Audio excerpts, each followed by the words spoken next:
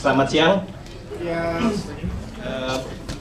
Tahun 2013 waktu film kami What They Don't Talk About When They Talk About Love masuk ke Sundance Film Festival. Waktu itu ada satu film di kompetisi yang film Amerika yang menggunakan shoot dengan iPhone, yaitu film Tangerine. Dan setelah itu ada beberapa film-film lagi yang di syuting juga dengan menggunakan mobile phone. Dan saya pikir ini sebuah perkembangan yang luar biasa ya. Maksudnya setiap tahun kita akan selalu mendapatkan handphone dengan kualitas yang semakin baik, dan tidak ada salahnya juga dengan membuat film dengan menggunakan handphone. Beberapa tahun lalu juga ada film Indonesia pertama yang di shoot dengan menggunakan handphone secara keseluruhan. Kalau nggak salah, Cai Langgong, film horor. Terus ada juga film film dokumenter Noah juga kalau nggak salah di shoot dengan menggunakan iPhone. Hari ini kita kedatangan tamu Jason Van Genderen. Dia founder dari Film Breaker. Kalau lihat nanti di TED Talk-nya atau nanti akan menjelaskan lebih banyak lagi bagaimana teknik-teknik dan cara untuk syuting dengan menggunakan handphone. Tanpa berpanjang lebar, Jason, please. Thank you. That was a fantastic introduction. I couldn't understand a word you said because I'm a dumb Aussie, but I heard my name, so thank you. How are we? Good. We all refreshed after lunch? What's our energy level like? Don't tell me you're sleepy. Anyone sleepy? Because I'm going to put you right in the front. Okay? This is all about having a bit of fun. My name is Jason Van Genderen, as you probably heard, and I'm absolutely delighted that the Motion Picture Association could bring me here today to share my little story about screen culture and what I'm trying to do to help contribute to there being more storytellers, not only all over the world, but right here in Indonesia as well. So I'm thrilled that you guys have come along today. Thank you. And the next couple of hours is just hopefully going to be a big information, inspiration session for you. And then the way I thought we'd play it, if it's okay with you, is I've got a fairly structured sort of first half of the presentation where we're going to get on a bit of a ride into storytelling. And then the second hour, what I thought we could do is I'll throw it back to you. We'll do a bit of a Q&A. I'm going to make it multiple choice. How long has it been since you've done a multiple choice test? Hands up. Say a couple of weeks. Right, we're going to do one today live, and then you get to dictate what the second half of the presentation is going to be about. Okay. How's that? Okay. We'll make our own story. That's cool? Yeah? Cool. Excellent. Good, good. So, why am I standing here today? What do I represent? Well, first of all, I'm here with 3 hats on today. Actually, I've got some hats. I'm not wearing one, but I'm going to throw some of these out at a particular point. You'll see a slide come up with a picture of a hat, and that's where everyone needs to start going like, me, and I'll just throw a couple out. Okay? Make sense? Yes. Yeah, good. You're keen. All right, so I'm here with 3 hats on today. The first is Pocket Film Academy, which is an online resource I created a couple of years ago with a grant that I won in Australia to help educate school students with the wonders of how you can tell stories with smartphones. Okay. So it's a YouTube channel, it's a Facebook page, as well as, what else have we got? We've got an Instagram profile, socially connected we are, and there's lots of tutorial content on there for people to check out and get started with some really cool, crazy tips, like how you can turn a piece of string into a monopod, how you can make a polarizer filter out of a pair of 3D glasses from the cinema. Okay, so if any of that sounds interesting, that's on Pocket Film Academy. Then I'm also here representing Treehouse, which is my production house. And I run this in Australia in a little suburb called Terrigal, a little beachside suburb just north of Sydney. There's 4 of us, and we make lots and lots of brand content for businesses all over the globe. And then the last entity you see there, Film Breaker. Who's heard or seen of Film Breaker before? Anyone? Steve and Jenna, you don't count, but thank you. So what do you think Film Breaker might be? What might it represent? No right or wrong answers, just give it a crack, give it a go. Newcomer. Yeah, so if I say I'm a filmmaker, we kind of all have a bit of an idea of what that might mean, but if I say film breaker, Hopefully that inspires you. Sorry? New ideas, yeah, a different way of making films, different way of connecting with story and getting story made. And that's the journey we're going to try and go on today. Just to test your memory, make sure everyone's listening. What does that mean? Oh, someone's getting a cap. Okay. To see, make sure this arm was a little frozen before, so I'm just going to make sure it's working. It starts very small because my arm's a bit sore, but then sometimes if there's a bit of noise in the back, sometimes it goes a bit further. Or not. Hey! That's right. Alright, one more, here we go. Limited edition film breaker caps. Oh, wow. I've definitely got an angle there. I'm going to have to move around. Okay, here we go. Filming on an iPhone. Or a phone, a smartphone. What does that instill in you? Instinctively, when you hear that, what does it do? Does it send pangs of delight through your body, or does it make you shudder with absolute fear? Yeah. Who thinks it's frightening? Hands up. Who thinks that the idea of filming something on a phone is frightening? Anyone? No one. You're all converts already. I don't know why I'm standing here. Most people tend to think it's a bit frightening, right? But look, we're here to change all of that. Let's do a little bit of a random poll. What do you think is fantastic about shooting a video or a film on your smartphone? What's it good for? Simple? Mobile? User-friendly? Yep. Cheap. Cheap. Well, we all love that. Independent filmmakers, after all. What else? Lightweight. Pardon? No permit? Yeah, good one. What was the other one over here? Lightweight. Lightweight. Yeah, fantastic. Good. Okay, you all know the positives. You're already converted.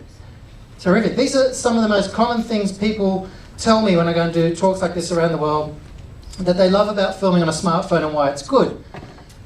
Intimacy was one we didn't really cover. What do you think I might mean by intimacy? Yeah, totally. How many times, who here has worked on interviews and documentary style production? Whoever has had to set that up, okay. When you're working with people that aren't used to being on camera, and you put a big camera in front of them, and lots of people, what happens? Do they give their best? Or do they just wilt into this little stick that stands in front of the camera like shaking with fear? Usually that. So the beautiful thing with an iPhone or a smartphone is that it allows you to get quite close to your subject. It's a camera with a less imposing footprint. It's smaller. Most people are used to having a phone in front of them and not dying on the spot. So it's an easy way to get nice and close to someone's story and get there a lot quicker. Make sense? Makes sense. Yeah, so intimacy definitely. Angles of view. One of the challenges we have with conventional camera setups and big lenses and things is that we create this big setup. And it's not necessarily the most flexible type of tool to use in smaller spaces. The great thing with the miniaturization of cameras, and specifically our smartphones, is we can place them almost anywhere within a scene. We can place them up high on the ceiling, down low on the floor, behind, in between, some furniture, whatever it might be. We can achieve some really, really interesting angles of view just purely because of the size and the shape and the thickness of that camera. True? We can pretty much slide it. Who here has ever found an extremely awesome angle of view using their phone? Anyone? Somebody help me. No one? You have? Yeah? Yeah. What did you use it for? To shoot my fish. Shoot. In the tank. It's still alive, right? Yeah, okay, good. No, I put my phone inside like one of those cases. Yeah, totally. Yeah. Awesome. Yeah, great underwater camera.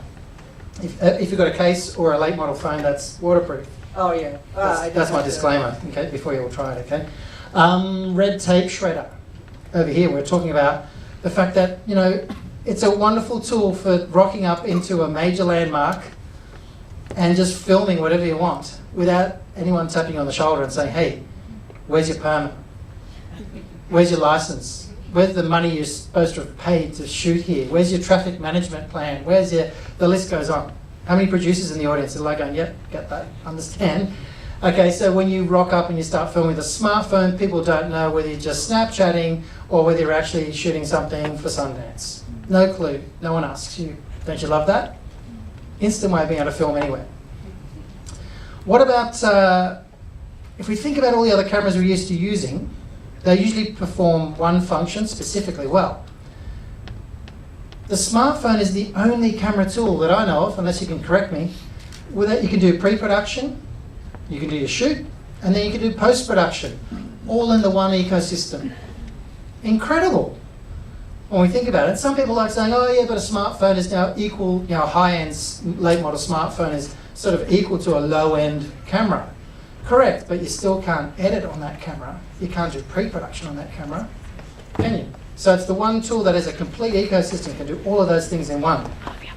And we heard a few people say low cost, obviously. It's you know, that's a big winner for all of us, right? Because we can tell, there's more storytellers, and we can tell more stories. But we've got to be honest here, we're all friends, we've got to temper the discussion with a bit of balance. And what's really shit about filming on a smartphone? What's really bad, pardon the language? Noise. Noise. Noise is in audio or noise is in video? Video. Video. It's a speckle, noise, yep. What else? Low light, doesn't like low light. Tiny sensor, tiny lens, struggles, right? Struggles with low light. What else?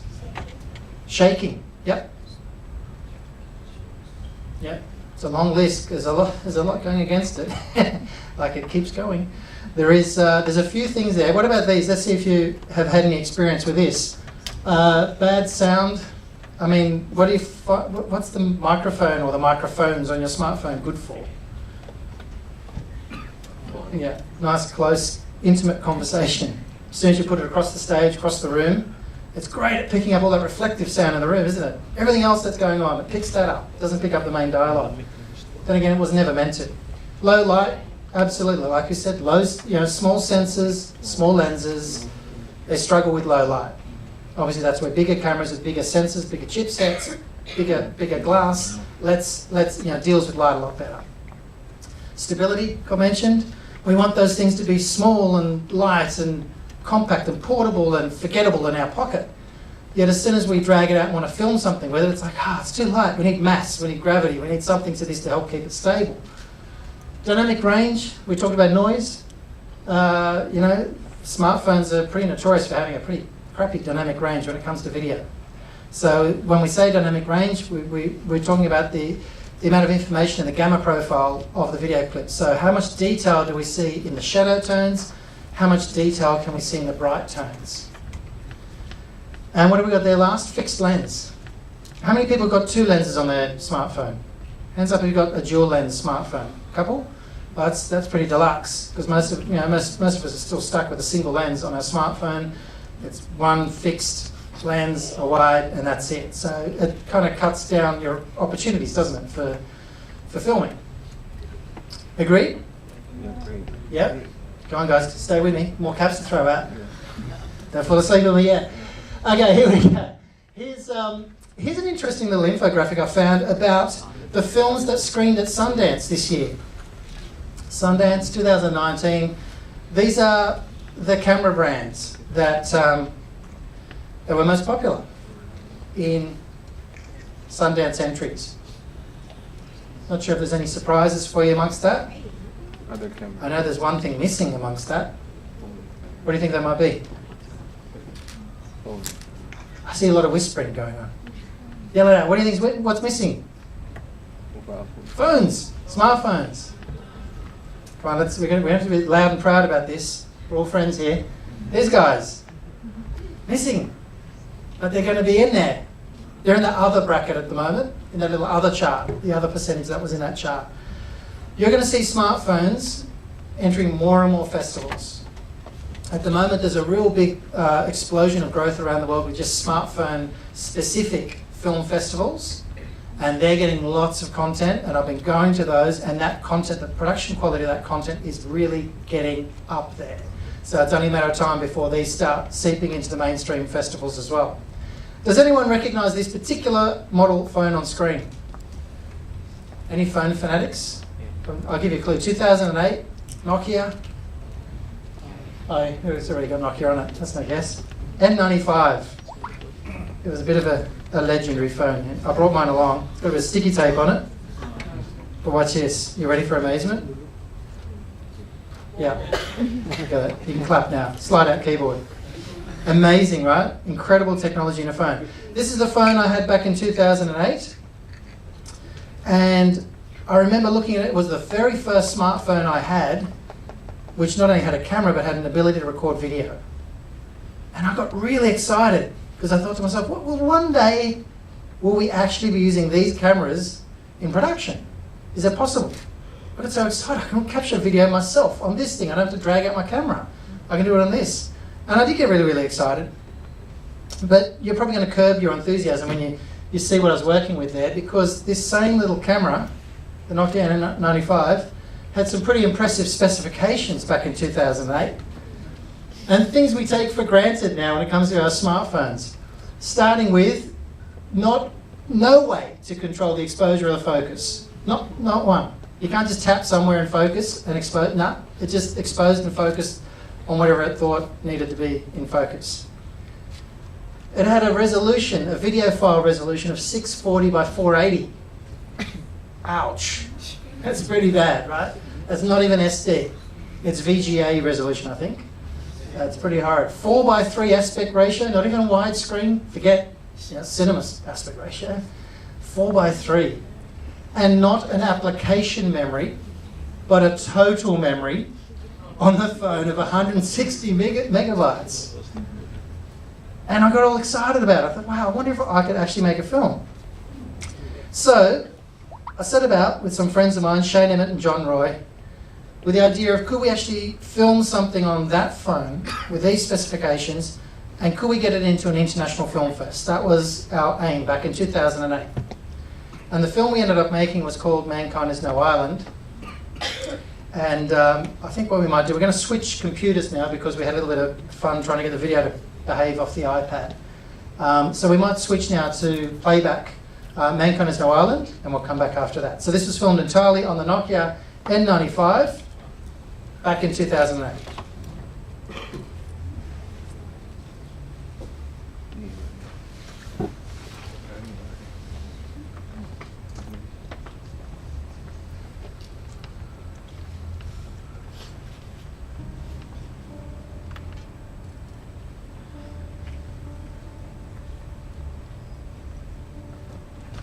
That's not my film, actually. It's a nice shot, though. Nice bit of music just to warm your appetite. That is some of the music from the film, so we know the audio's working. Just stand by, guys. We'll get it up in a sec.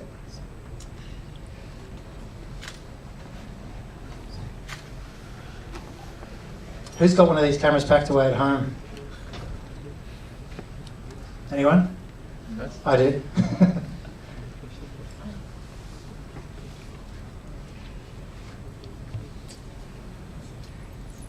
Here we go.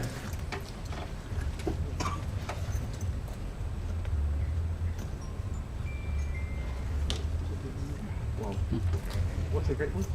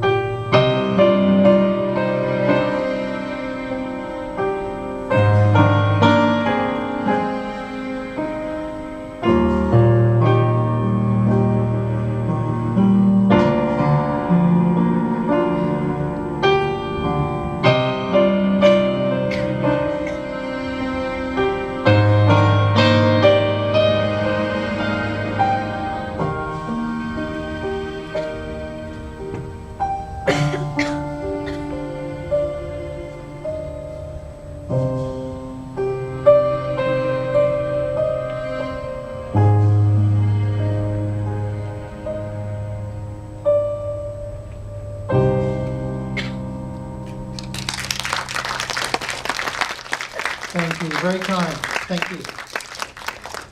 Who connected with that story? Who got that? Who looked at that as a film and went, yep, kind of makes sense. Good. That goes to show you that we're not always limited by the tools of our trade to tell a story. So here's the interesting thing. That same little Nokia N95, that film Mankind Has No Island, got accepted into a film festival called Tropfest New York. It played beside the Hudson River, 2008, packed crowd, closed my eyes, just couldn't believe I was there. And it was the last film to play on the night, 8 films, and it won. So it was the first smartphone film to ever get accepted into an international film fest, for Tropfest. It was the first smartphone film to win Best Film on the night and People's Choice. Has never been repeated since. And then we got back home and the same award, the same film won an IF award back in 2009 in Australia, which is a big industry award. IF award history had never seen a smartphone film submitted either, back in 2009. Really, really new ground. Do you want to know something else that's fun? We made that film for $57 on the Nokia N95. Right? Unsponsored plug there. I'm not working for Nokia, right? $57. Have a little guess how much it earned in prize money. Just call out a figure, make it reasonably obscene. Say again, 1,000? That'd be nice. 100,000. What else? Anything else? 100,000. Oh! Somewhere in between. We'll split the difference. It made $33,000 ROI from a $57 film on a smartphone. Now, I know some of you are now starting to take attention. Hang on a minute, I'm going to start listening to what this guy's talking about. Incredible, right? Pretty simple production methods, unique idea, and it travelled. It's still doing the festival circuit today. Still travelling around the world, still teaching audiences and still sharing its message.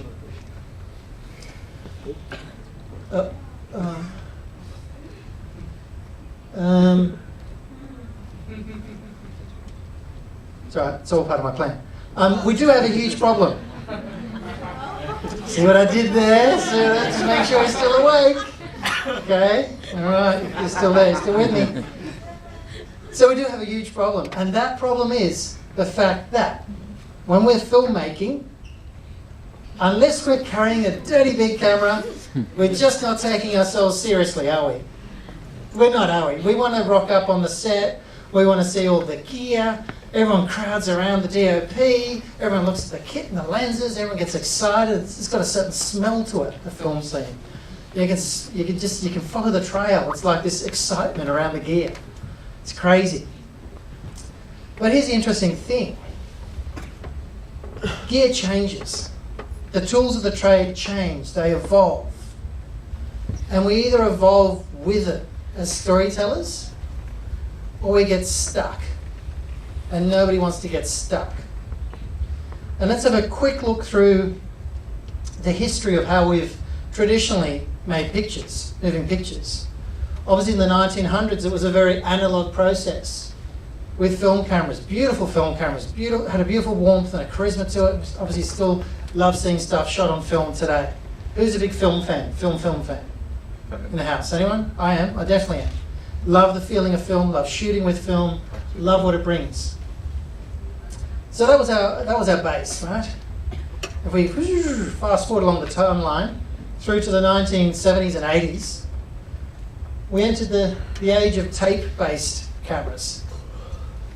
Who remembers the old VHS versus Betacam struggle in tape formats? Which one was going to reign supreme? Yeah, and then we had SD Betacams and all these other big, amazing tape-based cameras that were big and clunky and actually had a funny smell to them as well, kind of thing. Lots of plasticky smells that sit big on your shoulders. They were, just massive.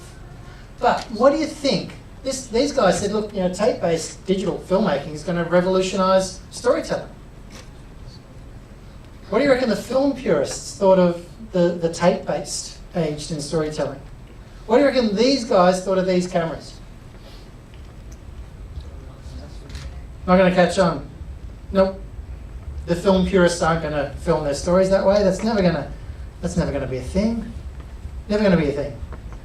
And of course, we know the impact that tape-based cameras had on the storytelling process. Huge. Fast forward a little bit further again, right through to 2008. Very amazing year, 2008. Anchorage, New Island, Tropfus, New York. But in 2008 was the first DSLR, I think it was a Nikon DSLR, which came out with the ability to record video as well as digital stills. Does anyone remember that age when DSLRs were just stills only? Only stills, you could never capture video on it. And all of a sudden, wow, it could come out, I think it was a 12-minute time limit or something initially on the video clip, it was quite short.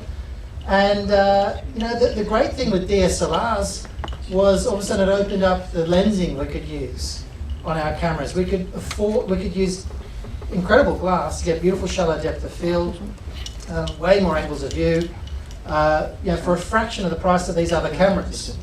Those lenses were hideously expensive. But what do you think these guys, what do you think the tape-based market thought of the DSLR filmmakers out there in the world? Work with me, it's more caps, come on. What do you think? What did they think?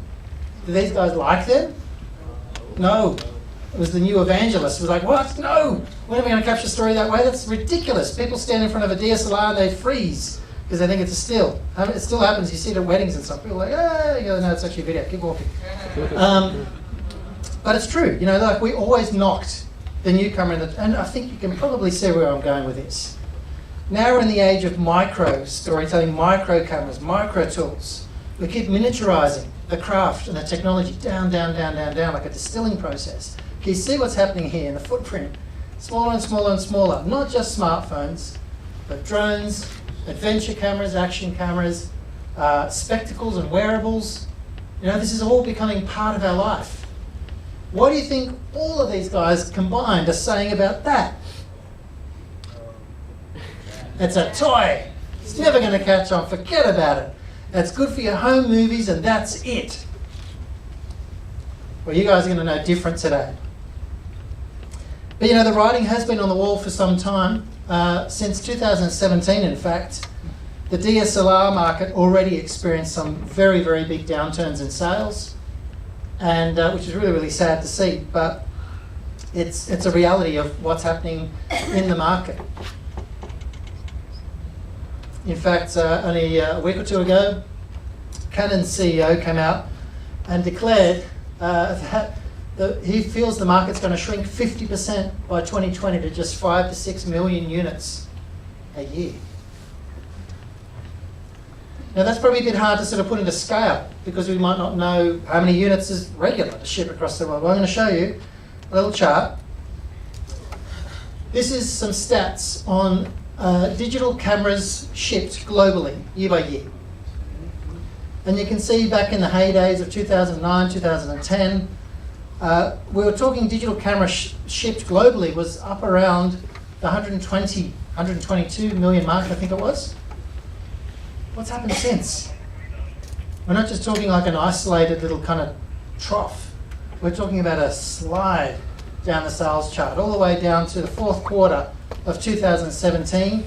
We were looking at just touching 20 million units a year from a very, very high base before. So the market is responding in an interesting way. Does that mean there's less storytellers though? Does that mean there's less people making content and films? No? Let's overlay that same blue information with smartphone sales. Now, I'm not saying everybody that buys a smartphone is a filmmaker, of course. But what I am saying is there's way more smartphone cameras in the world than anything else right now. This is a revolution in digital storytelling. Never before in our living history has the tools to make story being more accessible than what they are right here, right now, today. Everybody has the tools sitting in their pocket. We just need to know how to use it. But of course, every time I talk about this, people still say, oh, that's all nice and well, Jason. We saw mankind is no island and yada, yada, yada. But, no one's going to really take that seriously, really? You're going to go out and you're going to tell someone you're going to shoot like something for television or something for film, You're going to shoot something as a movie on a phone, on an iPhone, really. What do you reckon your peers would say? What would your colleagues say? Oh, we'll wait for the next project. You know, they love the aura of the film set. It's got that certain magnetism to it. We're going to play another little clip now, a little iPhone sizzle reel, just to show you some highlights from some footage of projects that we've cut together in the past year, shot entirely on iPhones. Word of warning, this is normally I can screen this in 4K. This is going to be in SD resolution, so it's not going to look super sharp on this screen, but we had to do what PowerPoint would let us do. So with that little disclaimer, we might just play the show reel. Goes for about 2 minutes. And it's all entirely filmed on iPhone to show you what's possible. Some things that I know you haven't heard before. 1, 2, 3, listen.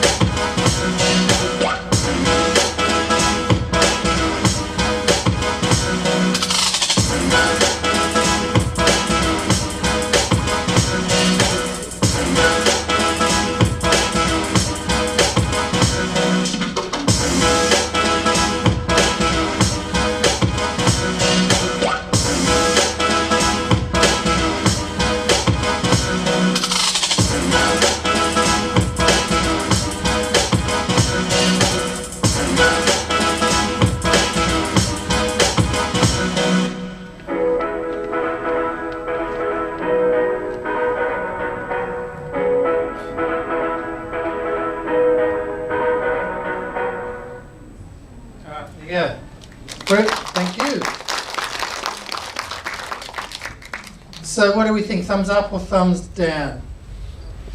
Thumbs up. Okay, cool. Thank you. Well, let's go. Oh, look, thumbs up. I'm not looking. Right? Is it ending up in the same spot, or am I getting other people? What do I have to do? Correct my throw. What am I doing? Woo! Right. There you go. Save a few for later. Yes, question. Sometimes. Oh yeah, I can't give all the secrets away yet.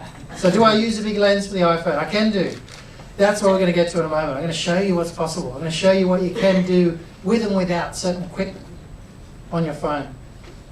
But here's the interesting thing. We'll skip through that one. Just going to play that again.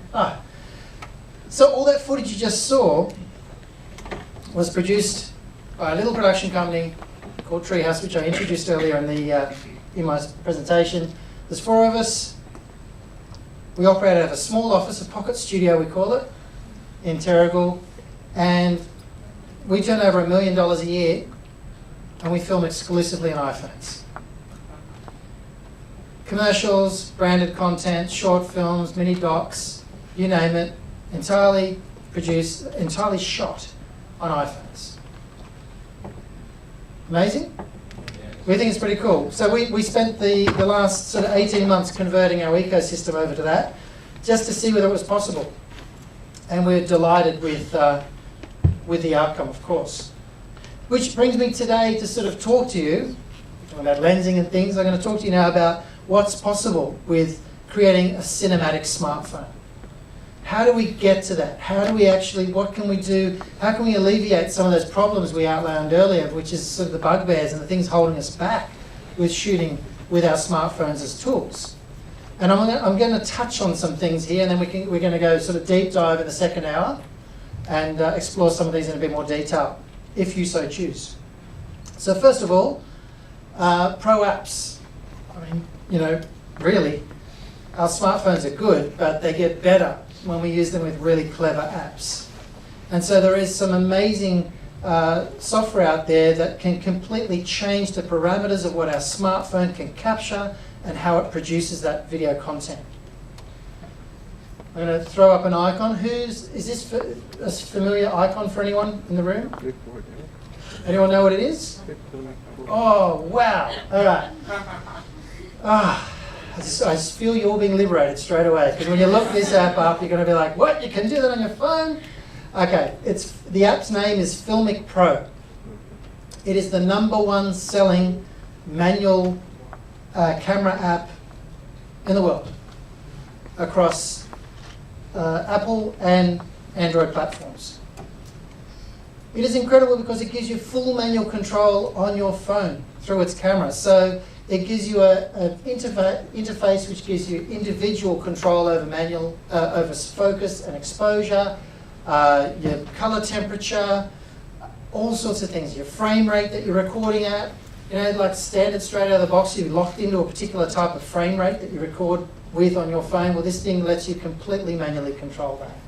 And beyond that, it's got really, really clever functionality within it to even let you play with the gamma and the color profile here. So within Filmic Pro, you can actually now shoot flat or log if you want to. So if you want to work with that expanded dynamic range, you can. So the manual controls you're used to having on your other cameras, you can now put into your smartphone via an app. Incredible, amazing, amazing technology.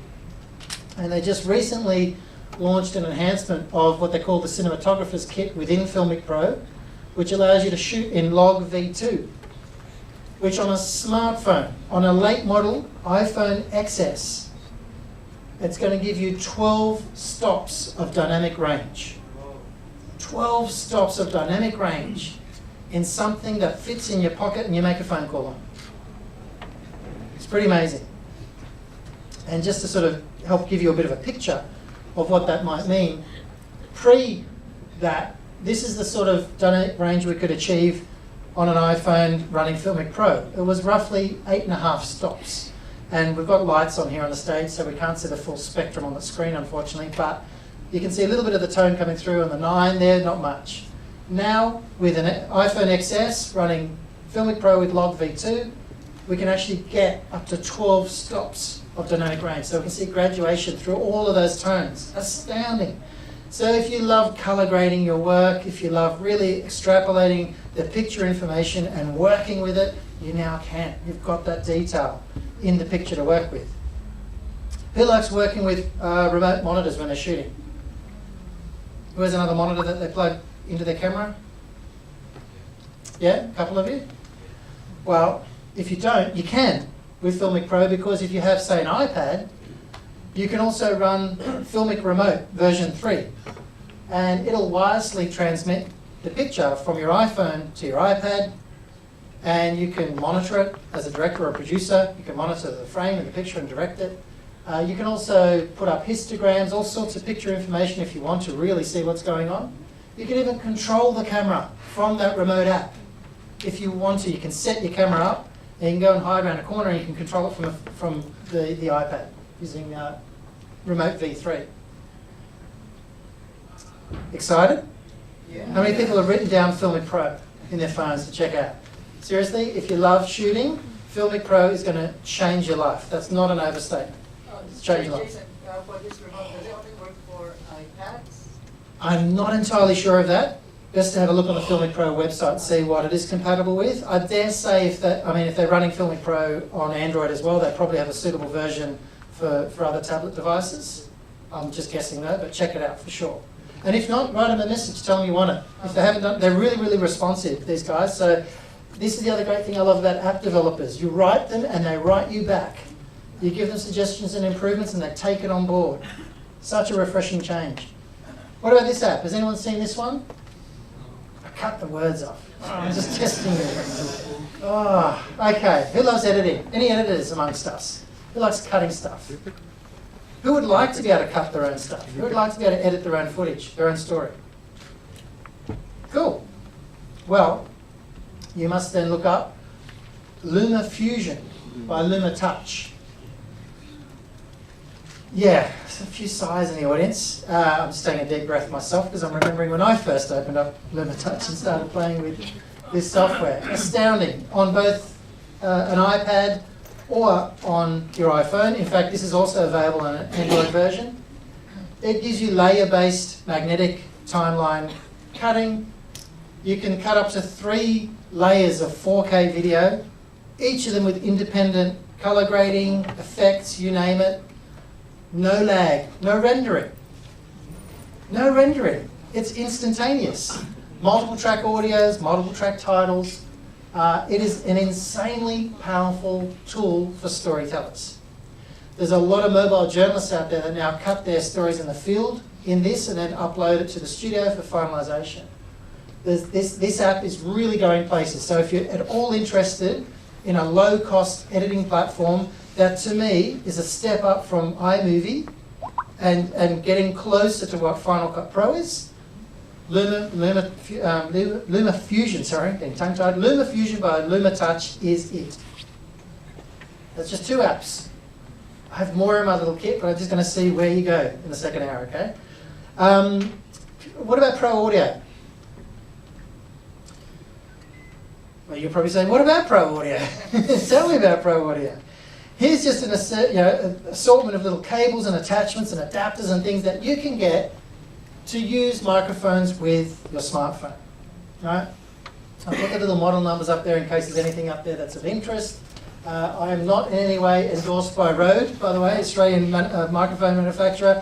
It's just they seem to have really cornered the market in this kind of peripherals for smartphone filmmakers. If you want to stick a microphone from a lapel to handheld mic to wireless mics into your phone, then Rode really have mastered that art. And there's a number of great little solutions up there that satisfy that. The one thing I want to leave you with Pro Audio, well, not the one thing, but the thing to keep in mind is if you want to use any microphone with a smartphone and you've got an audio mini jack on your phone still, you need to ensure that the mic you're using has a TRRS connector pin, so 3 little black collars on the pin. If it's only got 2, it will not work with your smartphone. No matter how much you try, and no matter how much you cry when you've recorded something and you can't hear the audio, it's not going to change a thing. You need to make sure the pin has those 3 little black stripes on it. It'll work perfectly with your smartphone if it does. But you've got to search it out. But you know what? Microphones are now changing and evolving to fit straight into our smartphones. On screen here again by Rode, they came up with this wonderful little cardioid mic called the Video Mic Me. In the days when we still had headphone jacks on iPhones, it was great because you just plug it straight in, had a little rubber grommet on the back, and it just stuck on your phone, and you didn't need anything else to attach to it. Amazing. They then made it with a little cold tube mount and a cable, so if you wanted to put your phone in a rig and actually have it mounted in a little shock mount, such as here, that's how it comes. Comes with a windsock as well, or a dead cat. Do you call them dead cats over here? These little things? This is a dead kitten, because it's a tiny one. See over here? And then they also evolved it to actually natively be able to take a lightning fitting. So you can actually just plug it straight in to the lightning jack on a late model iPhone as well. Then they also came out with a Rode Link wireless lapel system. Also has a wireless handheld mic system. I'm actually filming with one today, got a lapel sitting on my shirt here and recording on that iPhone at the back there with wireless audio. So that opened up an ability to distance your sound from your smartphone without being tethered with cables. Of course, brands like Sennheiser have also jumped on board. This is a relatively new launch, range of product that they've launched called the XS Wireless Digital Series. A whole range of accessories you can plug into your pro mics, your favourite microphones, and make them work seamlessly with any camera, including the smartphone. We're no longer limited by the sound that we can capture on our phones. We can capture completely pro audio. Who amongst us here has had a shoot fall over because of really crappy sound, bad sound? Something's just, there's been an error or something in the file, or something wasn't set up right. Has anyone had an experience where sound has just failed? Yeah? well, what I would suggest you check out then, because it sometimes even happens with this stuff, you know, like if you only have one recording source for sound and you hedge all your bets in that, sometimes something unexpected happens. You might be wearing a wireless transmission pack like I am now, and I might stretch a bit and the pin might pop out. And I'm completely unaware until I hit play on my file and I realise that I stopped talking halfway through my video. In that case, it's always good to have a backup. And if you ever want a super compact backup, look up the InstaMic. It's this little device, it's this big, it's waterproof, shockproof, it comes with 4 different mounting attachments for clothing, and it is a completely independent audio recording device, which I use as a backup recording device, so that if your primary audio fails, you can revert back to the little InstaMic that you've got hidden within your production. And this thing is wonderful because you can program it to either record in mono, dual mono, or stereo. So when I say dual mono, if you're doing an interview and someone's speaking and all of a sudden they talk louder or they laugh, and you've already set your levels to their voice, what happens to that audio when you're normally recording? It's like you've peaked, right? You've lost some valuable information. With dual mono on this thing, you can set the second channel to record minus 10 dB. So if anyone peaks, you've still got the safety backup of a lower recording volume on the second channel. Amazing. Save you. For less than $200 US, you can save your production with one of these. Okay, Pro Glass. Who's ever played with putting other glass on their phones? Anyone? No? Oh, wow. Woo. That's all right. I'm glad because I can amaze you with this stuff. So, the first bit of glass that I advise people to look at for your smartphone is in fact not a lens. It's a filter. And this is made by a company called Sesi. It is called the P1 Smartphone Filter Kit. It looks a little something like this, tiny. It's a metal filter holder with a clip attachment, so it'll fit any smartphone, doesn't matter what model phone, doesn't matter whereabouts the lens is on your phone, this will fit it. That metal filter mount is rotating, so you can angle it around, and it comes with a dual filter holder, which holds both a polarizer glass and a graduated ND filter. So if whoever has filmed, say, something where you're filming on your smartphone and you set the exposure for the foreground, or it might be a person, and all of a sudden, like the light coming from behind or the side is just way blown out, and you've got no detail, like through a window. Usually when you're filming inside and you're using natural light coming in through a window, you lose all the detail through the window. It's just white. You can't see anything. There's no picture information there. Using the graduated ND filter, just sliding it across your lens, brings back all the detail in the window. It cuts back the light. It expands the dynamic range that your iPhone is able to capture. So you can go further than 12 stops when you use this sort of glass as a filter. Incredible, absolutely incredible. And these are, I think you can buy these for like $50 Australian. Sorry, I've got to think with my Australian currency hat on. But incredible, like the first bit of glass I would buy for any smartphone is that. A circular polarizer. Who's played with polarizer filters on their cameras before? You know when you've seen those amazing shots, beautiful, rich, deep blue skies, golden sands, really hyper-real colour, that's a polarizer. Same with tree lines. The other thing with a polarizer filter is depending on which way you angle it across your lens, you can introduce or eliminate reflections. So if you're shooting through glass like a window, you might want to get rid of a reflection of you, for instance. I could have used that on Mankind Is No Island. There's a couple of shots you can see me there, but you can see straight through the glass, no reflection. Or sometimes you want to introduce a reflection for creative effect. Polarizer does all that. If you love playing with glass filters, another kit to consider is this one.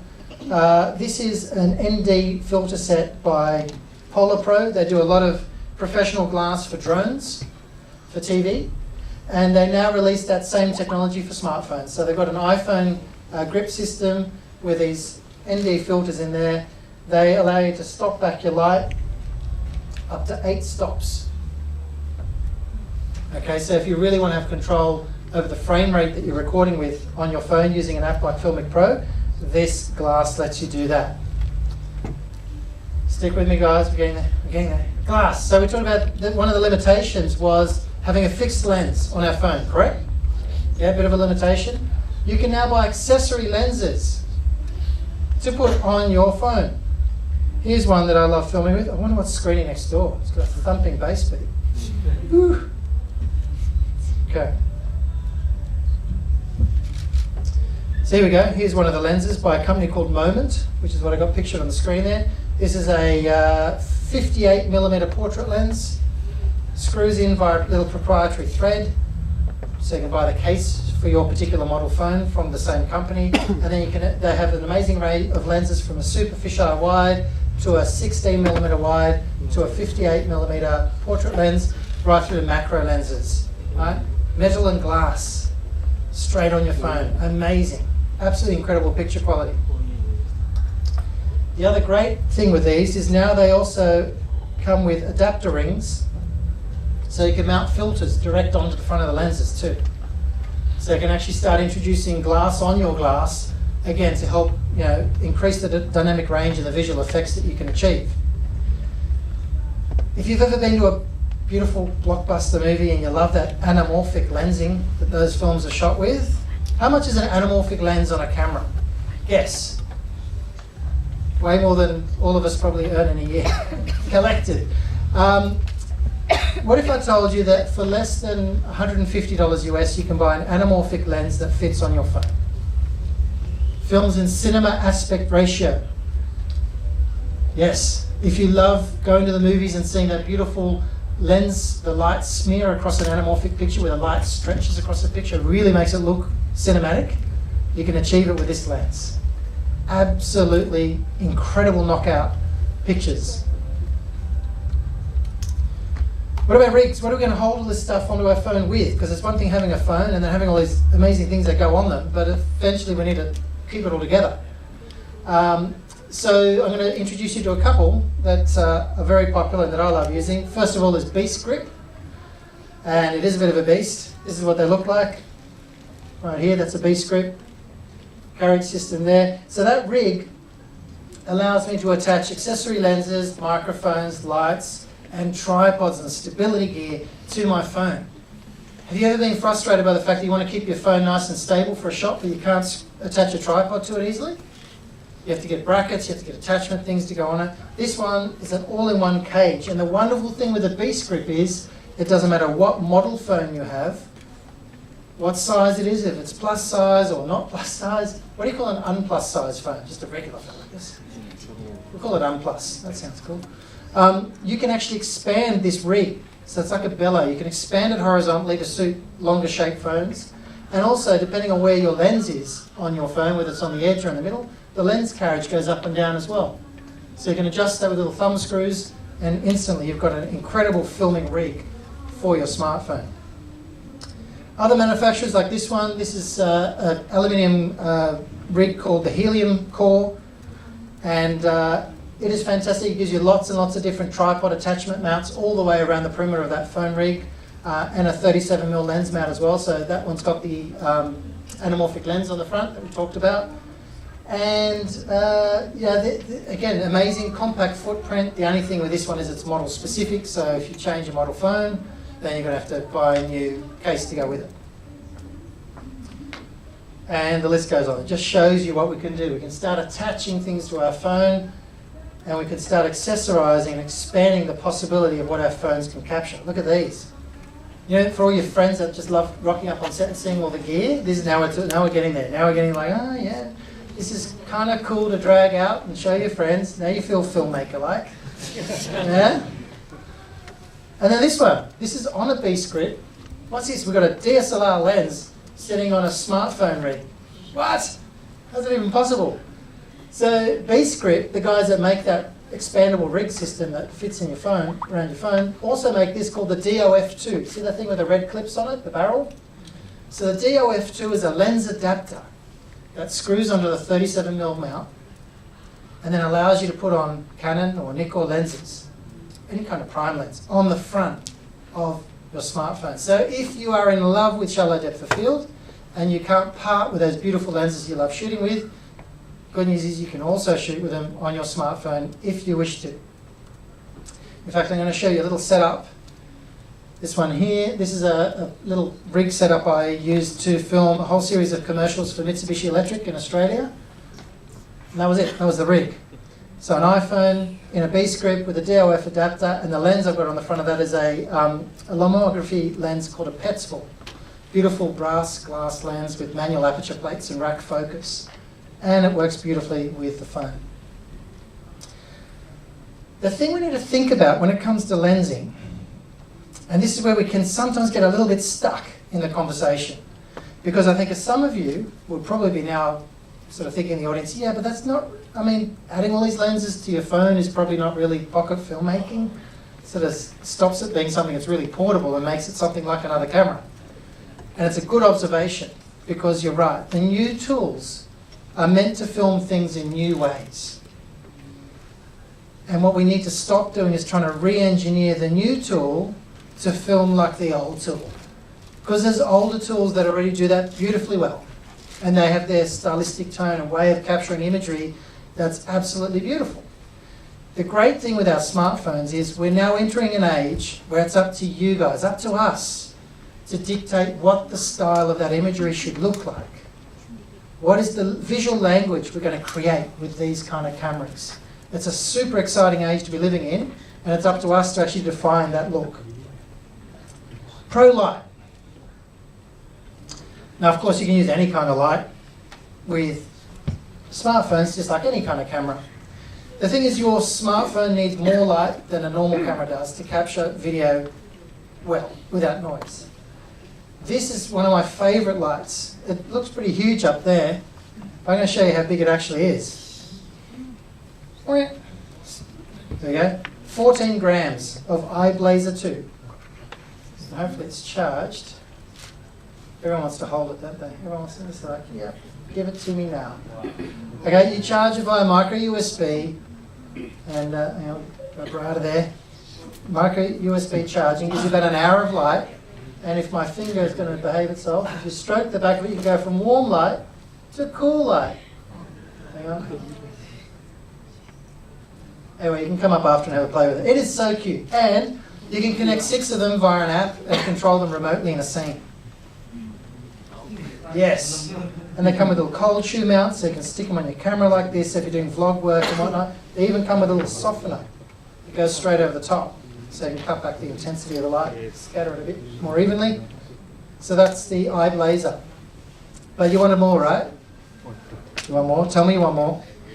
Come on, stay with me. Got more caps on the table. Introducing, for those of you that are photosensitive, close your eyes now. The Lume Cube. It's my turn to blind you.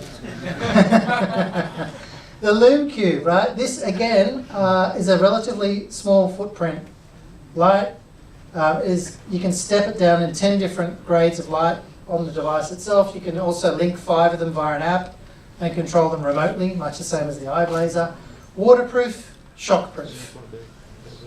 An hour of light on the medium setting. And the other great thing is it comes with all these attachments. So you can colour correct the light if you want.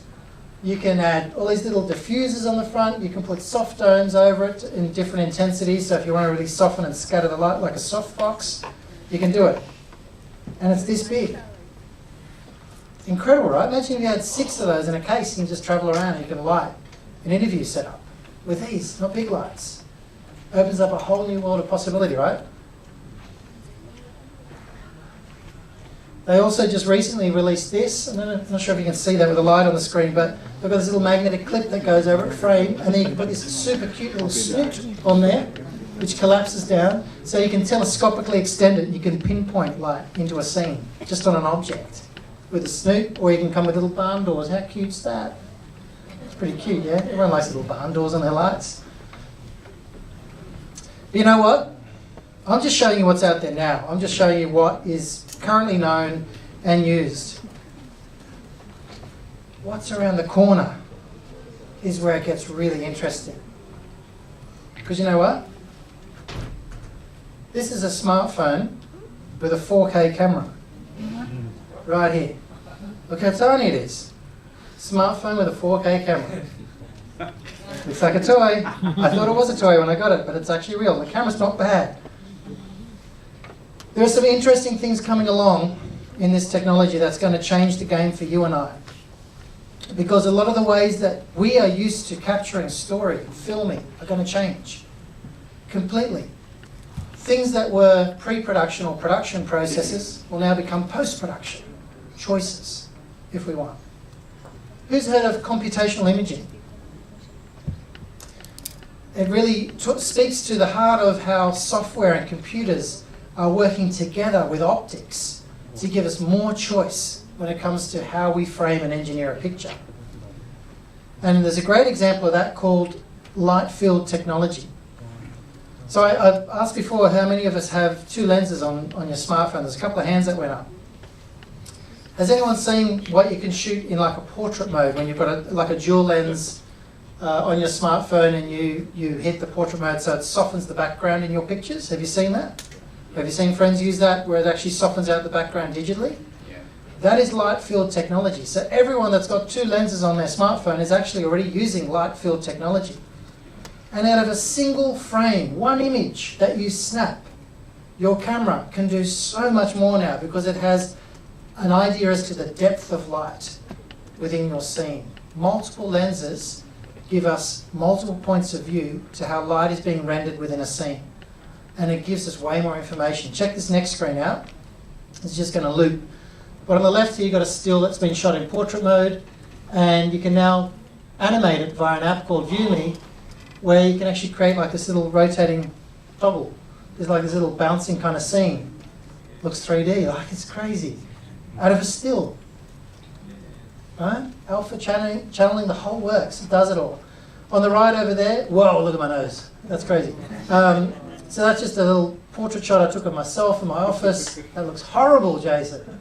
But it shows you just out of two lenses on an iPhone XS, two lenses mounted 10 mil apart, it creates that amount of depth in the picture map. It can almost build a 3D rendered model of my face, just in one still, with two lenses mounted this far apart. And of course, if I go in there, here we start again from the start here, I can control the depth of field in the background. Look at this, I can bring the focus back, make it sharp, or I can take it away and make it blurry. That's non-destructive imaging.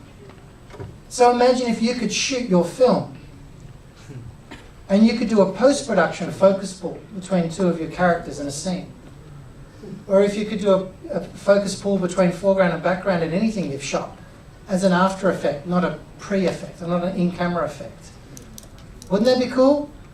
Have you ever filmed something with a little bit of soft focus on, you film someone and they're just not totally bang on sharp? I have plenty of times. With this kind of light field technology, you can just go in and tap on the face and it'll make the face in focus because it knows it's got the light information, it's got the picture information in there. What about folded light optics? Any graphic designers in the crowd? Have you seen what I did there? Yeah, little trick. I like it anyway. You still awake? Still here? Yeah, good. Folded light optics is interesting because with folded light optics, people are re-engineering the way we think about glass we put on cameras, full stop. So say we want to film something in a telephoto lensing. We want to actually zoom in on something, right? We have our camera body. What do we need to stick on the front of the camera body to achieve that telephoto look? What do we screw on the front? A long lens, big glass. So we're used to lensing sticking on the outside of our cameras. Now with folded light optics, things get even more interesting because all the major phone brands have registered their own version of this technology. They've re-engineered the way that we think about how glass fits in a camera. And there's a camera company called Light out of Silicon Valley that's already done this successfully a couple of years ago. And they produced this camera, the Light L16. 16 because it has 16 lenses on the fascia of the camera. 16 lens openings. But do you notice anything odd about those lens openings? They're all different sizes, different diameters. And sometimes you can see a little mirror. Can you see a little mirror where it's reflecting the light? Where's it reflecting the light? Yeah, tucked in. So folded light optics, if we peel off the front of that camera, this is what's inside. The barrel of the lens sits flat inside the camera. Flat inside the camera. Reimagining the way we think about optics. What does this mean to us as filmmakers? Well, I'll tell you what it means. When you take a still photo with the Light L16 camera, it takes that still with any 10 of those 16 lenses. Any 10. Which means that afterwards, if you want to go in and decide where your focus sits, or what field of view you're using for that shot, you can, because you've got picture information from 10 separate lenses and imaging chips to work with. When you shoot 4K video on this camera, it uses only 4 lenses to shoot that same frame. So all of a sudden we're opening up the post-production choice in the composition of what we're filming. Pretty incredible, right? You with me? Yes. Good? Okay. Now we're going to do a little fun experiment. I'm going to chuck out the remainder of my caps because I'm feeling like I need to. Where do these need to land? Over here? Whoa! Oh, sorry, I was hit in the head. Are you okay? Sorry, you okay? I'm sorry. That was a good aim. What? Oh, that was a terrible throw. All right, here we go. Up the back. Oh! Nowhere near the back. All right, here we go. Here we go. Here we go. Yeah. Yes. Come on. Woo! All right, that makes my bag a bit lighter for the trip home. So what we're going to do for this is Film Breaker Vlog Time. You're going to help me because I'm trying to spread this word and this story all around the world. I'm trying to get people enthused about this, and you're enthused, right? You're enthused. So what we're going to do, my wife Megan is here filming on this little iPhone here with the DJI Osmo, and we're going to grab it, and I'm going to grab this camera right now. Thanks, Megan. And we're going to stop and start. And flip the camera around. The wonders of technology. Look at this. Okay. So on the count of 3. See, here we are. On the count of 3, we're going to just yell out. I'm going to turn around and give you a nod. And I want you to just all yell out, we're all film breakers. All right? Got it? Here we go. Here we go. Here we go. All right. Anyway. So we're here in Jakarta. It's incredible because 1, 2, 3. We're all film breakers. Indeed, we are. Indonesia, they're film breakers. Woo!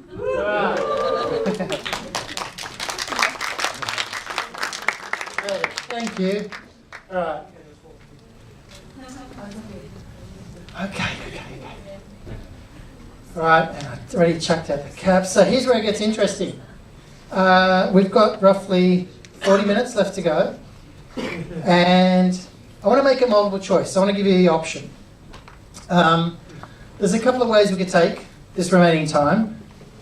If anyone needs to desperately go to the toilet, please don't sit there in pain. Let me know. Just zip out.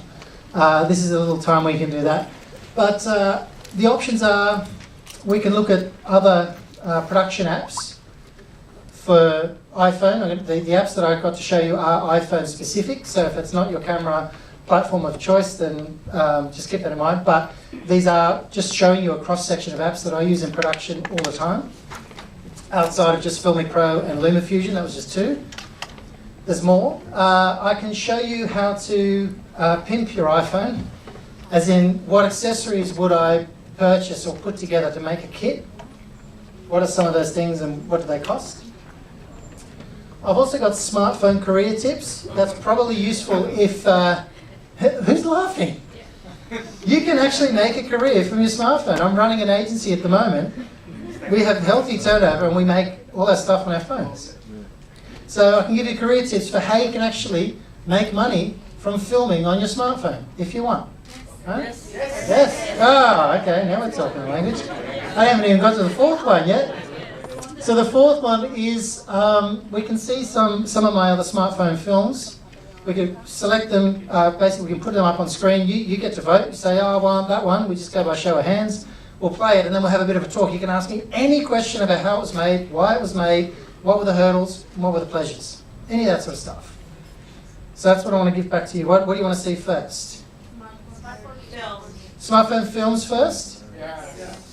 Yeah? Okay, all right. Well, we were on the career there for a while, but now we're going back to films. Okay. So the way we're going to do this is I'm going to put the selection up on the screen. Just bear with me 1 second, because we're going to have to play the films from another computer. Just because the presentation gods weren't really on our side today when we had to make all of this sync. 1 second. So I'm just going to call up, yeah, these are all my presentations I do. There's a few. Okay, here we go. So these are a selection of my smartphone films that we can choose from. The only one that won't play today is this one, Salience in New York, because that one we couldn't convert to run on the PC. But you saw some vision from that in the iPhone sizzle reel, all the stuff you saw that was shot in Manhattan, which had that beautiful shallow depth of field. That was from that film, Salience in New York. But all these other ones, they're all there. I'll tell you a bit of a story around them. We can just, where do we want to start? Let's just like an auction, a Q&A auction. Which film do we want to kick off with? We've seen Mankind Is No Island, or the one in the middle? The Unspoken. The Unspoken. Okay. Yeah? All right, you want a little backstory to that? Okay, it's so there's a couple of interesting points about The Unspoken. One, it wasn't shot on a smartphone. It's the only film up there that I made that wasn't shot on a smartphone. Okay, so I'm going off brand now, but that's okay. The reason I put it up there is in my catalogue of work. It's probably a really important piece because I've made a lot of films that are very sort of autobiographical. The films that are about my life, things I've lived, things I've experienced. I bend towards the documentary side of the spectrum for my own personal storytelling style. The Unspoken was a film I made a few years ago. My dad had battled cancer for 9 years, and he finished up with lung cancer. It was terminal. We knew his time was very limited, and I decided that I was going to be a weeping mess if I had to do a eulogy at his funeral. I'm horrible at a stranger's funeral. I'll break down in tears. So I just said to him, look, Dad, I won't be able to do a eulogy at your funeral because I suck at that. I'm really bad. I'm sorry. I'll just break apart. I'll get 3 words out and I'll be gone. I said, but what I will do is I'll happily make you a little film about what you mean to me. And I'd love to show you that while you're alive. So we shot The Unspoken. It's the only one I actually didn't film. I directed it. But a great friend of mine, a Newcastle cinematographer by the name of Gavin Banks, filmed this. It was filmed in one day at my parents' house while my dad was still alive. I just got all these little vignettes of him, and I put together this story, and I gifted it to my father as a thank you for life, essentially. It'll get you. I'm just warning you if you're a little bit sort of sensitive to this sort of stuff. It might sort of make you kind of feel a bit misty, but that's okay. We're all friends. It's okay. Film is here to move us. Film is here to move us as audiences and creators. And I'd love to know what you think of this film. So we just find it in this little list here. So it's called The Unspoken.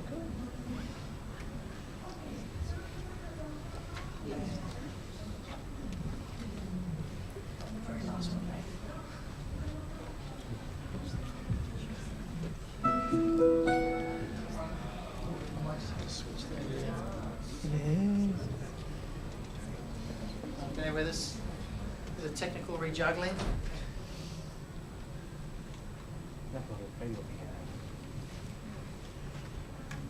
Yeah. Don't you think it's crazy that we can spend all our life living with people really, really close around us, but never really expressing what they mean to us? Yet, when they die, we stand there and deliver some forced eulogy about them. You know, words that they're never ever going to hear. My dad's 83, and he has terminal lung cancer. Dad, this film is all the things I need you to hear. I've got to admit, I always looked at you as being completely indestructible, mate. I mean, there's nothing you weren't able to build or fix or solve. Yeah, those leathery hands that built homes and contraptions and countless things that I could never even hope to understand. Now just sit there clutching an armchair every day. That incredible mind just staring out of that window. Too weak to step outside it, yet too strong to not at least try. The same mind that used to burst alive with all these quick quips and stories and dry jokes now held the key inspired me now to tell stories of my own.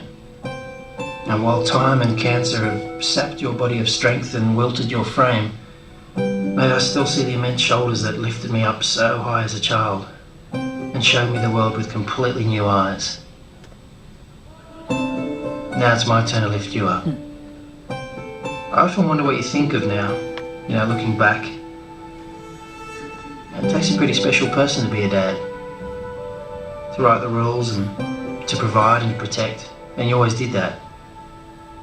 And despite your childhood being robbed of a family, I really hope fatherhood gave you love back, because I love you in buckets, mate. And Mum, well, you guys just battle on together, don't you? The way you both just fall into each other now is just beautiful. It's amazing to watch. You're always managing to survive life's little curveballs no matter where they come from. I'm grateful that you filled my being with courtesy and respect and ambition. And although I didn't understand it at the time, mate, I'm really, really thankful you said no as many times as what you said yes. And I'm completely in awe of your creative spirit for shaping who I am today. And what you struggled to express in words from a father to a son, mate, you sculpted into these amazing pieces of art that spoke to me more than any language could. Yeah, you inspired me, mate. You inspired me to see things differently. And somewhere amidst the solemn beauty and the tortured lines of your creations, I heard you speak to me really clearly. And if there's nothing more in time that I get to tell you, then these few words, at least you'll hear. I love you, mate. Thank you.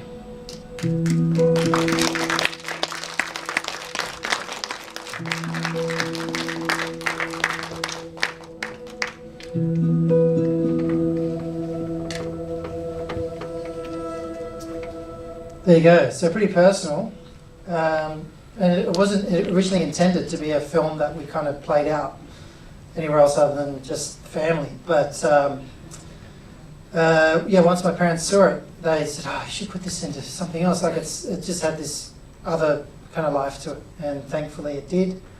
And it was runner-up at Tropfest in Sydney in, Megan, what year was it? 2011, I think. And it also won an award at Aspen, a couple of other festivals. But I'd love to throw it open to you. What would you like to ask about that film or how it was made? Anything? Any questions? Anyone got any thoughts or observations, or everyone just gathering their thoughts? It's pretty confronting. I think one of the difficulties we have as storytellers is understanding when that story is so personal to us. When is it ready to share with other people? Does anyone else have that when you're thinking a story and it's perfect in your mind, but then there comes that moment where you have to share it with someone and you wonder what they're going to think about it? That's very much a great example of that. I was very frightened about what other people would think about that particular story about my dad. And he passed away a couple of months after that film was finished. So I'm really super thankful I got to make it. No questions? Oh, my wife's got a question. How long did it take you to shoot and edit? So we filmed this a year prior to me editing the film. So we went out, we filmed Dad. So he got more sick than that. He was on oxygen towards the end. But, that scene in the garage where he's standing there without his shirt on, was sort of just bare. And I just wanted to sort of show what this state does to a man. He was a strapping man. He was built. He was strong. He could build a house. And, this is what the sickness did to his body. But it took a year between filming it and me actually finding the words to put together. And I wrote the script so many times, and I kept reading it, and it felt contrived and just odd. And then one morning, I remember I woke up on a Sunday morning, and I just felt like I just had to speak to something, and I just grabbed an audio recorder and I just spoke into it. I was laying on my bed, and I just narrated that straight out. It just came to me. Sometimes you just don't know when it's going to come to you. It just came to me and I just went with it. Does that answer your question? Great, thank you. Yes? When you're planning a film or putting together an idea for a film, do you ever create storyboards or do you just sort of go wherever it takes you? Great question. Okay, so when I'm planning a film, do I create storyboards and visuals first, or do I just sort of go with the flow? It mixes and changes. It's funny, when I do commercial work, I have to storyboard everything. You know, any commercial people, anyone here that's created commercial content? You know, because that client has no imagination. You've got to show them exactly where everything's going to go. For me, for my personal filmmaking style, I like not confining it with storyboards and things. I usually have in my head what I want to capture, or I like to let the lens show me what's possible. And that's really what I've enjoyed now with smartphone filmmaking. I call it lean forward filmmaking, because I tend to walk into a scene with my camera with the screen already on, and I walk around and I graze for what's going to look good. I let the camera show me what's worth filming. I don't first stand outside of that space with my gaffer and with my grip and work out where we're going to put the camera, what lens we're going to put in the front, where the lights are going to go, blah, blah, and talk about it for an hour before we actually pull anything out of the box. We go straight in with the iPhone and we see where the shot is going to take us, what works. So I call it lean forward filmmaking. That's very much the sort of style I like. So I don't generally like to overly prescribe the shot with storyboarding first, unless it's for a commercial project. Does that answer your question? Great, thank you. Thank you. Did you have a question as well? I thought you put a little hand up. I thought I saw a little half a hand. No, you can see it. But I did wonder when you made the decision not to have other voices, not to have your father's voice, or any siblings or friends. Did you decide that, or you knew that up front? Yeah, because I really wanted this to be about. My father and I were never really that close when I was young, and we grew closer as adults. And the more sick he got, the more I really wanted to spend more time with him. So I really got to know him and got to understand why he was the way he was. We're all a certain way. We've all got reasons and seasons for being who we are. But I had to discover his. And so I wanted it to be very much my journey with him and my take on that. I didn't want to be flavoured by other voices. I wanted to really be saying, well, you know, we weren't all that close growing up, Dad, but this is how I feel about you now. So that's why I sort of kept it as my own voice. Thank you for your question. Cool. Shall we watch another film? Yeah. Yeah, all right. Where shall you take us next? What do you think? Yes, life in boxes. Life in Boxes. How many hands for Life in Boxes? Oh, there's a few. There's a bit of argy-bargy, as we say in Australia, going on in the room. Okay, we'll go Life in Boxes, just because it's an interesting backstory to that as well. It's a film I made which won a couple of awards. I didn't shoot one frame of it. Not one frame. I put a message out onto Facebook and looking for 30 friends that I was connected with to be willing participants in an experiment where I was going to send them something, either as an email, and they had to have their webcam on when they were opening the email, or I'd send them a hard copy in an envelope and they had to record themselves opening the envelope. And they had to respond to something I sent them.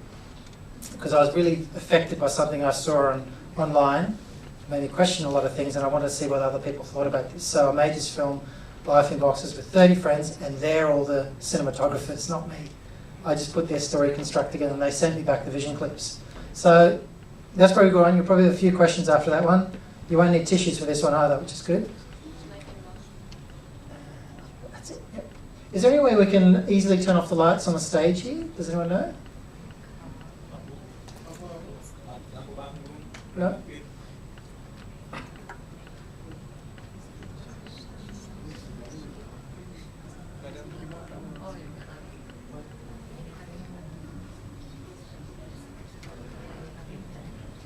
This might feel a bit more cinematic if we get the lights down. Do you think? So again, some of these people that reached out and partook in this project were not people I was really close to. They were just people we were connected with on Facebook. You know, you'd sort of like one or two of their things every now and then, and I got to know them via this project, which is kind of cool.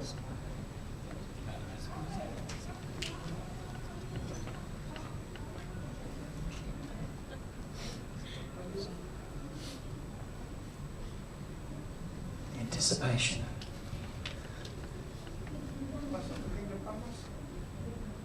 Yeah, beautiful, thank you. Wow. Now we're at the movies.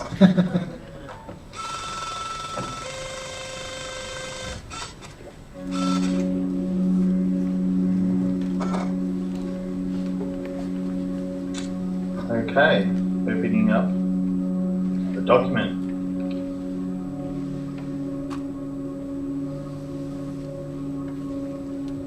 Okay, let's have a look at this letter of yours.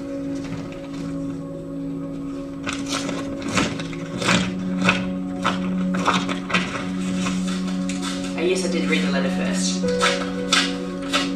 little bit nervous, as I'm sure most people have been. Alright, here it is.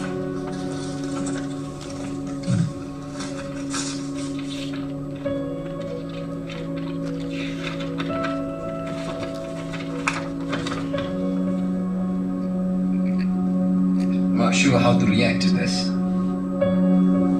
So what it is it's a diagram. A 90-year life in weeks. Okay.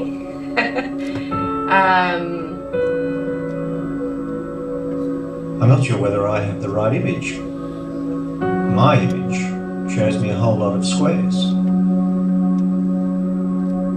It's a page with all these squares.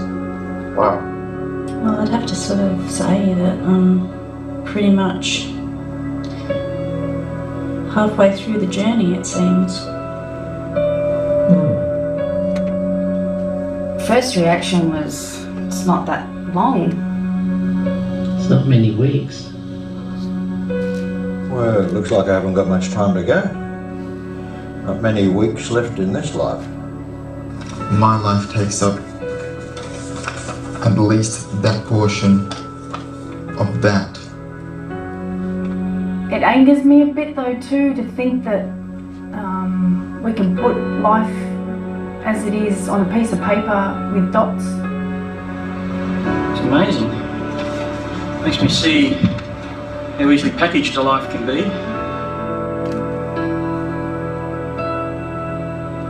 Wow.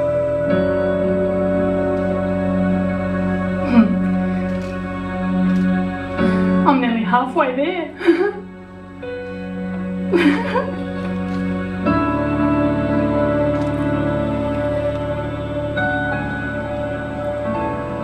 And it goes so quick. It goes so quick. Whether we use that time productively or just wastefully. Haven't filled in many of these yet. Just sort of go past very automatically. It makes me want to make sure that I spend time with the people I want to spend time with. To make every week and every day and every hour count. I think what this image makes me want to go out and do next is to reach my goals, achieve my dreams. Think what's important to me and spend more time on that rather than worrying about all the little things that don't really matter. Or just to do that thing that needs to be done today. Mostly hugs. I want to go hula hoop, I want to go colour in, I want to go have fun and tell many people that I love them. Wow. To not take the limited few that are left for granted. I want to colour it in. I want to grab a texture and pretty much colour it in.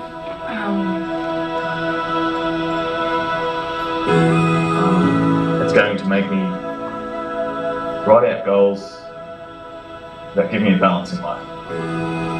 So many things to do, and yet not so many things to do. I need to say yes more often. To make a better life for myself. And to create new value and new ways of being able to connect and create meaning in our lives. Life is so simple. Time you have and time you spend. So let's live the rest of it.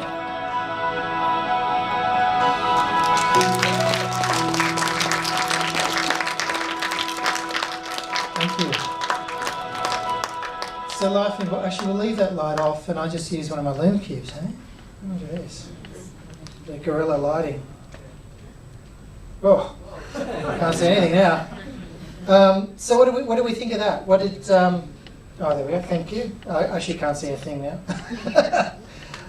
Any questions for Life in Boxes? A film I never framed, I didn't shoot one frame of it. Everyone else shot it. I just compiled the story. Any questions? Feel free, you can ask anything, guys. There's nothing that, you know, this is the opportunity to learn from my experience of what I've gone through. If there's something there that you know, you're curious about. How did I come up with the idea? Look, I literally just wondered whether, how genuine are those interactions we have with people that we're connected with socially? You know, do we ever actually get that opportunity to sit and have a proper, serious conversation about something or relate to each other in that way? And I saw that diagram in an article online and I thought to myself, it was such a sobering moment to actually look at a 90-year human life displayed in just boxes.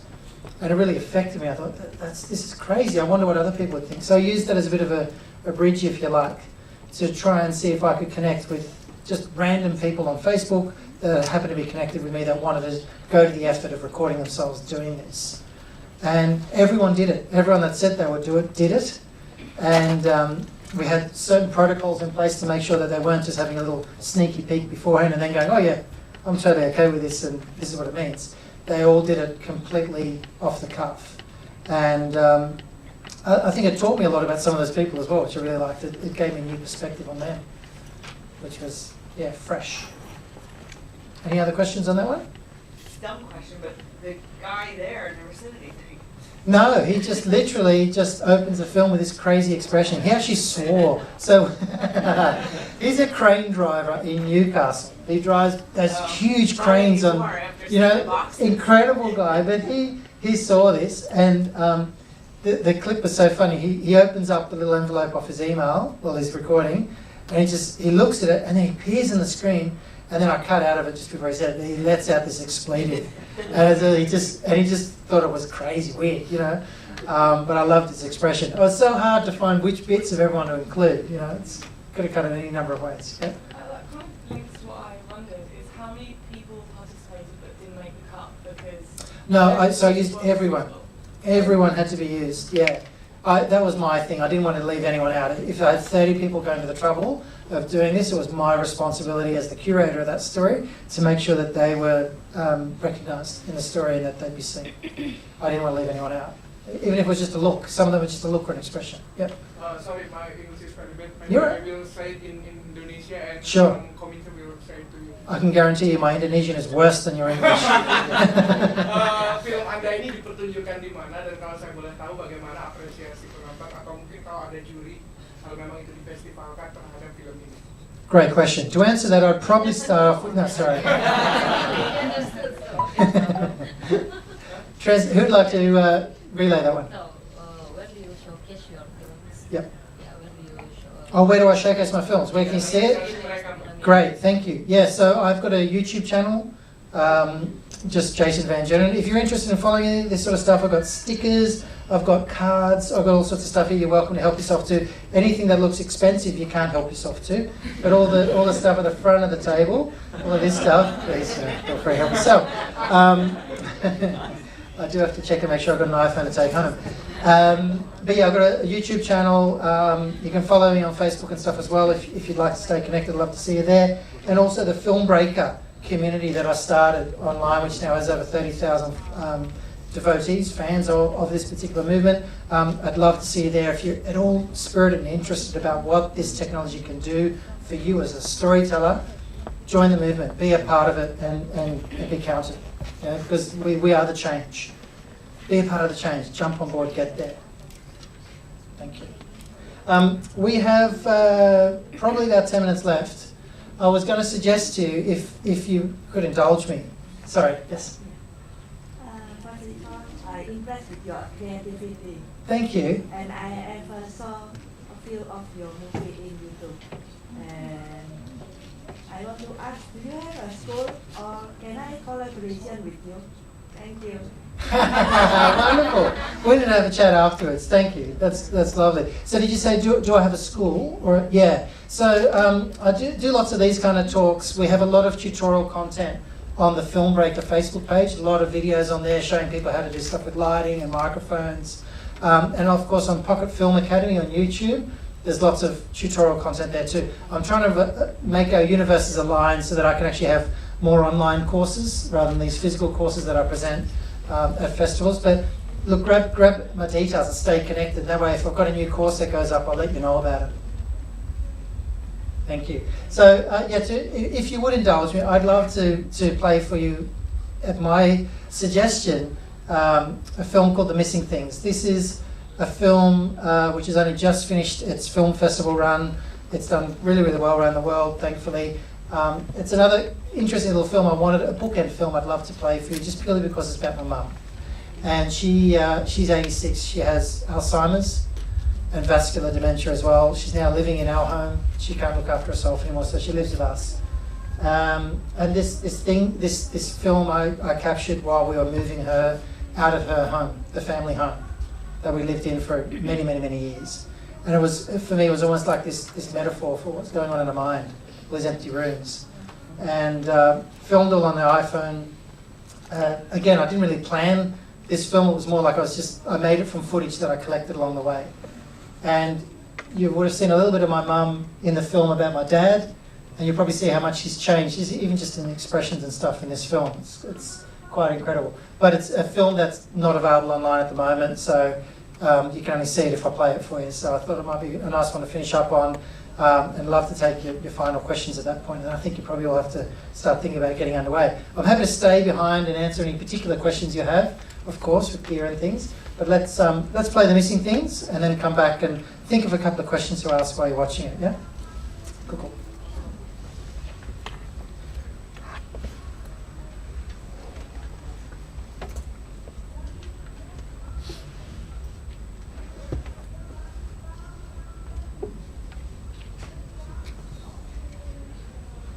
Someone once sorry, it's narrated by me again.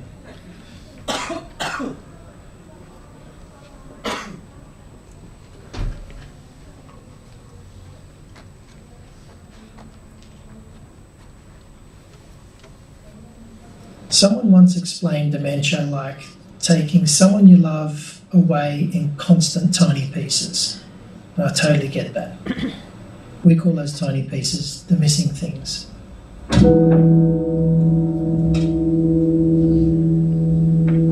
hi Jason, just give me a call. Will you let please? It's in regard to your mum.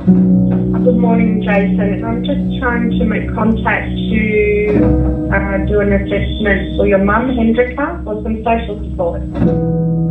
Hi Jason, this is Vanessa. I'm calling with regards to services from a referral that we've received from My Aged Care for your mother. It must be so abstract standing in spaces completely devoid of memories. And the indents are still there, but they're filled with echoes and distance, like fingers of light that reach inwards but cast deep shadows in place of light. Those walls peppered with family history become empty mayonnaise-coloured edges. And those old faces we turn to for coffee and conversation become new introductions again. It's a gentle quiet. We get used to it, but it's unfair. Just letting you know that your mum's sale has settled. I'll send a letter confirming. Thank you. Bye. What are you doing, Phil? Huh? You don't have any bread here, Mum, for the birds. No, Mum, we've moved. The house is empty. The house is empty. All your bread's down at Foresters Beach, remember? We feed the birds there now, not here.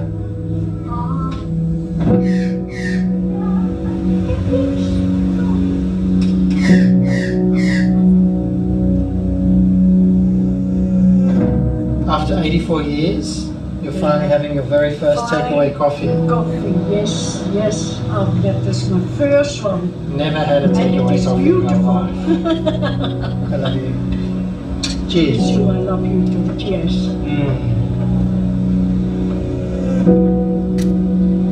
Beautiful. Don't get me wrong, there's definitely a beauty in the vacancy that the missing things create. Even the most vibrant blooms will fold and find their place eventually. There's going to be crinkles in all of us. And you know what? That's totally okay. When I look in your eyes, I see an unassuming kindness. You've still lived all those things that escape you now, but those eyes are also drizzled with life's journeys, and that always will. And although the missing things will keep coming, you know what? I'll just keep topping up the things they take. And as much as I hate thinking about it, I know one day they'll take you away completely. And when that happens, I just want you to know that your stories will live safely inside me.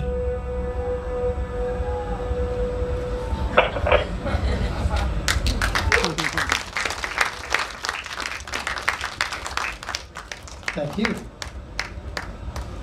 The missing things. There you go. So that was all shot on iPhone. Questions? You got any? You'll have to bring the lights back up again, I think, on the stage. Any thoughts? Any questions? Anything you want to ask?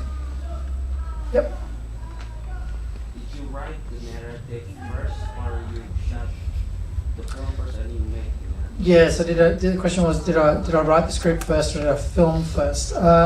Yeah, I actually filmed first because I wasn't really sure if I had a story initially. I wasn't even thinking about making a film. This is the thing. I find I'm doing this sort of sifting for story all the time. I'm capturing my world around me. And then I reach a point where it's like, well, I've got an idea for a film and I've got enough content to make that. So I shot it all as we're moving her from her house.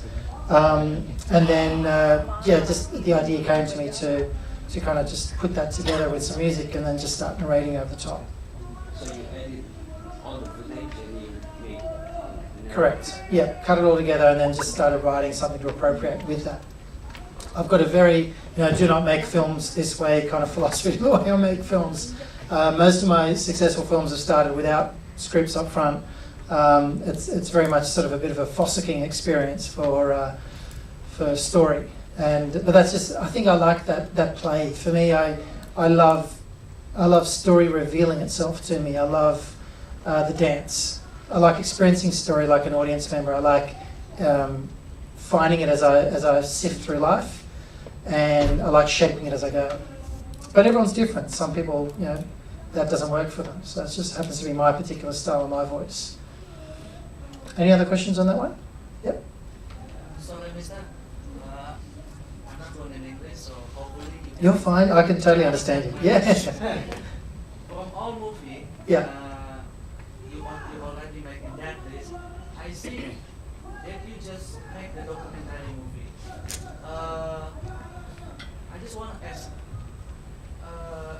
whether with the limitation feature with in the mobile phone, we can just make the documentary movie. Sure. Or we can make more extreme movie like action, science fiction, zombie apocalypse. Gotcha. Yeah. So I guess to sort of condense that, is iPhoneography or smartphone filmmaking kind of limited by the genre? Do you like that, iPhoneography? It's a thing. It's a hashtag. Look it up. So does smartphone filmmaking get limited by the genre of film that we produce? The answer is no. You can make any kind of story with it. Who knows Steven Soderbergh? Very prominent independent filmmaker. He said to the Hollywood system and started shooting his last two features entirely on iPhone. One was called Unsane, which was a thriller last year, and he just released High Flying Bird, which is all shot on iPhone with anamorphic lensing. Completely not documentary narratives. You can shoot any kind of story. Your story is not limited by your tool. The tool should be an enabler for access to story. And in fact, case in point, we do a lot of commercials with the iPhones as well, where we're working with talent and actors. Actors love interacting with his camera. It's quite playful for them. Particularly when there's more than one actor in a scene, they love the challenge of how do they speak to this smaller footprint camera? How can they play with it? And you sometimes feel, you see that talent like kind of interacting with the shot. It seems to be a bit more of a collaborative style approach to capturing a scene and blocking it. It's really quite fun. Does that answer your question? Yeah, thank you. Cool. Yes, one more question? For your commercial works, yes. How do you manage to convince clients that shooting on iPhone is great? Oh, great question. You know what? And I think everyone wants to know a little bit about how they're going to make money on their iPhone, right? So I'm going to just quickly throw to one slide here that probably addresses that, and that is this one. You've got to pitch purposefully. So when I'm responding to a client brief and we're shooting, you know, a $100,000 advertising campaign for someone, it's no good me walking in on the day of day one of the shoot with an iPhone and the client going like, are we shooting on that? You've done what with my budget? So what I need to do is I need to pitch the phone as part of my treatment. Why am I choosing this particular tool? You know what, it's like choosing any technical equipment to render a story. There's a reason for choosing that choice of equipment. So it needs to be part of your pitch and it needs to be part of your philosophy. It needs to be a reason. It needs to be intentional, not accidental. You never want the client to look and say, oh, you're only using a phone because you're trying to do a chip or blah, blah, blah. You need to work language around the stylistic choice of what a phone is going to bring to that particular shoot. And you'll find you need to do that when you're working on any kind of narrative film project, even with crew. You need to still pitch to your crew why you're shooting it this way. You'll need to pitch that all the time, but it's really, really good. I love it because I get the constant opportunity to surprise people with what it can do. And we've not once lost, Megan, you can back me up here, we've not lost a single project. We've not lost a single client in our whole transition from other cameras to iPhones. Not one client has walked away from us and said, that's it, we can't shoot with you anymore. We've never lost a single brief or a pitch because of the way we pitched smartphoneography in there. And we're not compromised the creative input of what we want to do on that job as well. So we use phones in studio shoots, green screens, everything. Yeah, and learning from that process. But what I want to leave you with before we wrap too is because there was a bit of interest about careers, let me just call up a slide. I'm going to give you super quick tips for how you can make money with your phones if you're interested. 4 things. These are 4 things that I recommend to people. If you've got a phone and you want to start building a kit, you need to obviously make some money to buy your gear. So the 4 quickest ways you can make money from your home office. Top right hand corner there, wedding films. Wow, instant, yeah, just a great way of making some cash. Super easy with weddings.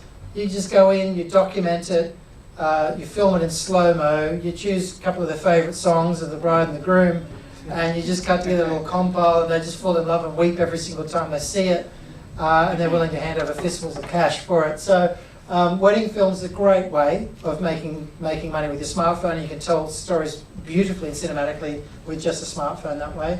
Bottom right here, black box. If you just want to go out and shoot beautiful pictures and license it as stock imagery, black box is a perfect place to do that. They accept stuff that's been shot on smartphones all the time, so if you think about it, you can just build a nice library of footage and let it earn royalties from being purposed via that site. What have we got here? Bottom left, we've got, what do I do? Oh, this is brand content. Think about the businesses immediately around you that have social media profiles and that are really bad at telling their stories in video. And go and tell their stories in video for them. Make them a package, do them a deal. Tell them you want to go in, make a sample story for them even and show them what you can do. Tell their story through business, make some episodic content. Create a repeat customer. As soon as they see the kind of traffic and engagement they get on video content about their business online, they'll be back to you for more and more and more. Last but not least, who's heard of Genero? Genero.tv. Are you registered on Genero? Yeah, we like a mail Yep. Send you. Great. Send your briefs. Fantastic. It's a very cool. It's called the Global Video Production Marketplace. It's an online platform where brands go to drop a brief and see what you guys could make for that brief and that budget. And I'm not just talking like $2,000 for a job. I'm talking up to $200,000 for a project too. And I've been quite successful in picking up a couple of briefs this way. I sit down and I do a 3-hour pitch. I sit on my laptop, I work out a treatment, spend 3 hours coming up with some mood boards and a few pretty words and pictures, send it off, and then all of a sudden you find out 3 days later, wow, I've got the gig. $12,000, $15,000, $20,000. The $12,000 job, I never even had to shoot one frame of video for. It was just an editing job, right? So you can earn great money on platforms like Genero. Genero is just one. There's many of them, and you don't need another source of briefs. You can just go and farm the briefs off these different sites and respond to them. Oh, sorry. Can you protect your ideas on Genero? Can you protect your ideas on Genero, as in your pictures? Yeah. I guess, well, I mean, I always put copyright information on my documents that I send in. I've never had that happen on my iPad before. Is that coming from your computer? There you go. It's probably a little charm to say, Jason, you're 5 minutes over. You just simply put that in your documentation. You can put your own copyright information in there. I've never had my ideas not commissioned and then used by someone else yet on that platform. It's really reliable. You get paid on time. The platform takes care of all the client communication, all that sort of stuff. So it's very, very clever. So that's 4 quick ways of earning some money. But what I'd love to leave you with, I know we're going to wrap it up, so I'm going to promise you to do that, is I want to leave you with this idea that you and I are now part of, we have an important opportunity. And that is, are we going to be a part of the new film grammar? Are we going to be a part of establishing what that language is? Will smartphones be a part of your filmmaking toolkit moving forward or not? If they are, you'll be one of the pioneers, one of the early adopters. And you'll be one of the people involved in building that language. Again, if you're interested in joining our community, having a voice, learning from the space that we have on Facebook currently, you can find us on there. That's the name, Film Breaker. Encourage you to, if you do any productions on your smartphone, even if it's just a social post, something you've shot on your phone, hashtag Film Breaker to let them know that you're a part of the community. I encourage you to maybe even adopt it as your new title. Don't call yourself a filmmaker, call yourself a film breaker. See what discussions it opens up when you walk in a room and you introduce yourself as that. Always interesting when I go through airports and I put it down as my occupation on the cards going through immigration. So I was like, what is that? But it invites a lot of questions, a lot of conversation, a lot of interest in what you do. And last but not least, think of it as an end credit. If you do a film filmed on smartphones, we've got lots of resources on the Film Breaker Facebook page. You can just stick a credit on the end of it to let people know that you're a part of this new wave and that you're part of that film grammar. If you'd love to reach out to me socially, I'd love to stay connected with you. I'll help you in any which way I can, connect you to gear or information and equipment. I'm super appreciative of your time today. I hope it's been valuable. For those of you with caps, congratulations. For those of you without, please come and take a commiseration prize of a sticker or a card. And look, I thank you for coming today. It's been wonderful to meet you, and thank you.